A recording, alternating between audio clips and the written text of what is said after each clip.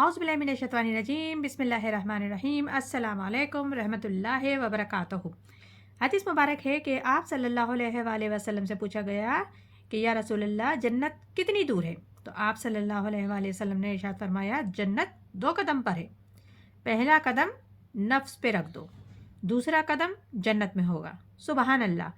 ठीक इसी तरीके से जबकि जैसे कल हमने सूरह बकरा में पढ़ा कि हज़रत इब्राहीम अलैहिस्सलाम को परवरदिगार आलम ने बहुत सी बातों में आज़माया और वो तमाम आजमाइश में पूरा उतरे।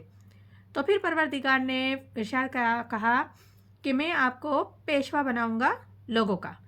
तो हज़रत इब्राहीम अलैहिस्सलाम ने कहा और मेरी उम्मत के बारे में कि ये अहद है। तो आपने फरमाया, अल्लाह ताला ने इरशाद किया कि इस अहद में वो लोग शामिल होंगे जो अहकाम खुदाबंदी की पैरवी करेंगे और नेक रास्ते पे चलेंगे, सीधे राह इख्तियार करेंगे। लेकिन मुनकर, काफिर और जालिम लोग इस अहद से आज़ाद हैं, वो उसमें नहीं शामिल होंगे। तो आगे इरशाद रब्बानी है, वइज़ जअलनल बैतल मसाबतन लिन्नास अमना वत्तखज़ू मिन मकान इब्राहीम मुसल्ला व आहदना अला इब्राहीम इस्माईला अन तहिरा बैतिल लित्ताइफीन वल आकिफीन व रक्काइस सुजूद। याद करो जब हमने इस घर को लोगों के लिए इज्तिमा की जगह बना दी, लोगों के वास्ते, और अमन की जगह बना लो तुम।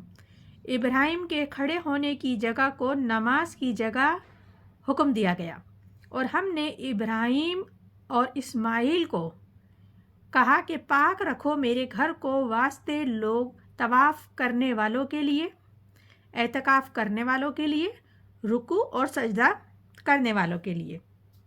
तो इस आयत में इरशाद रब्बानी हो रहा है, परवरदिगार आलम हज़रत इब्राहीम अलैहिस्सलाम को नेमतें अपनी याद दिला रहे हैं कि याद करो हमने अपने घर को यानी कि बैतुल्लाह को करार दे दिया है लोगों के लिए ज़ियारत की जगह। लौट लौट कर हज करो, लोग आएंगे, और उसे अमन का घर करार दे दिया है।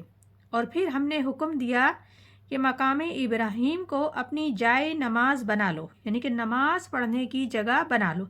जिस तरह हजरतुल अस्वद जन्नत से पत्थर जैसे आया है, ठीक इसी तरीके से वो पत्थर भी जन्नत से आया है हज़रत इब्राहीम अलैहिस्सलाम से के लिए, जिस पे खड़े होकर हज़रत इब्राहीम अलैहिस्सलाम ने खाने काबा की तामीर की थी। क्योंकि उस दौर में कोई तामीराती काम के लिए कोई ज़र्रा तो थे नहीं, तो ये हज़रत इब्राहीम अलैहिस्सलाम के लिए जन्नत से आया था, जिस पे खड़े होकर वो खाने काबा की तामीर करते थे। अब जैसे जैसे तामीर ऊपर जाती थी वो पत्थर भी अल्लाह के हुक्म से वैसे वैसे ऊपर होता था खुद ब खुद। तो ये वो पत्थर है जो मकाम इब्राहीम है, जो आज भी महफूज है। फिर वहाँ पर तवाफ़ करके मुकम्मिल होता है, खाने काबा का मुकम्मिल होता है, वहाँ पर तवाफ़ करके खाने काबा का मुकम्मिल होता है। उसके बाद आसपास उसके 2 रकात नमाज अदा करो, अदा की जाती है। और हमने अहद लिया था हज़रत इब्राहीम अलैहिस्सलाम से और हज़रत इस्माइल अलैहिस्सलाम से कि आप दोनों मेरे इस घर को पाक साफ़ रखोगे, और ये सफाई भी ज़ाहिरी और बातनी है। एक बिल्कुल साफ़ सुथरी, यानी कि जो ज़ाहिरी सफाई है वो बिल्कुल साफ़ सुथरी, हर गंदगी से पाक साफ़, माहौल को खुशगवार खुशनुमा बनाना है। और बातनी खालिस तौहीद पर मबनी सफाई है, यानी कि जो बातनी सफाई है वो खालिस तौहीद पर मबनी है, वहाँ किसी भी किस्म का ना शिर्क कुफर ना आने पाए। तवाफ़ करने वालों के लिए, एतकाफ़ करने वालों के लिए, रुकू और सजदा करने वालों के लिए इस जगह को पाक बनाओ। आगे इरशाद रब्बानी है, इज़ क़ाल इब्राहीम रब्बि जअल हाज़ा बलदन व आमिना वरज़ुक़ अहलहु मिन समराति मन आमना मिनहुम बिल्लाहि वल यौमिल आखिर क़ाल वमन कफ़रा फ़अमत्तिउहु क़लीलन सुम्मा अत्तरहु इला अज़ाबिन नार व बैसल मुसीर। जब कहा इब्राहीम अलैहिस्सलाम ने, ए मेरे रब, बना इस शहर को अमन और रोज़ी दे, अमन का घर और रोज़ी दे, और इसके रहने वालों को फलों से जो कोई उनमें से ईमान लाए अल्लाह पर और क़यामत के दिन पर। अल्लाह ने फरमाया, जो कुफ्र करेगा उसको भी नफ़ा पहुँचाऊँगा, थोड़े दिन پھر اس کو جبراً بلاؤں گا دوزخ کے عذاب میں، اور وہ بہت بری جگہ ہے پہنچنے کی۔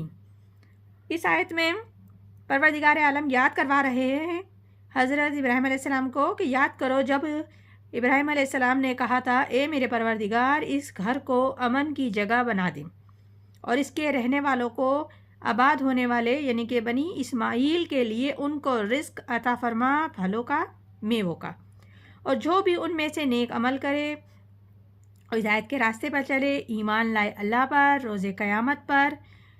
تو پھر اللہ تعالیٰ نے بڑی شفقت سے فرمایا اے ابراہیم تمہاری اولاد میں سے جو کوئی کفر بھی کرے گا اس کو بھی میں دنیا کے ساز و سامان تو دوں گا لیکن امامت میں شامل نہیں کر سکتا، اور دنیاوی طور پر مال و متاع عطا کروں گا تھوڑے دن کے لیے، کیونکہ دنیا میں رزق کسی کے لیے خاص نہیں، رزق سب کے لیے، ہر مخلوق کے لیے ہے، تو اس لیے ثمرات سب کو دوں گا، لیکن پھر مرنے کے بعد کشاں کشاں دوزخ کے عذاب میں پہنچا دوں گا، اور وہ جگہ بہت بری جگہ ہے پہنچنے کے لیے۔